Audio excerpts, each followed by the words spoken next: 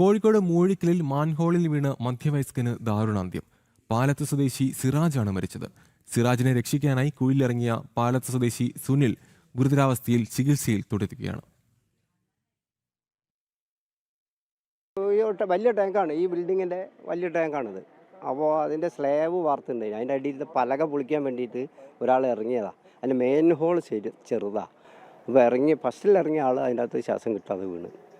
രാവിലെ 11:30 പാലത്ത് സ്വദേശി സിറാജ് മൂഴിക്കര സ്വദേശിയായ സാഹിദിന്റെ ഉടമസ്ഥതയിലുള്ള കെട്ടിടത്തിലെ മാൻഹോളിന്റെ അറ്റകുറ്റപ്പണിക്കായി എത്തിയത്.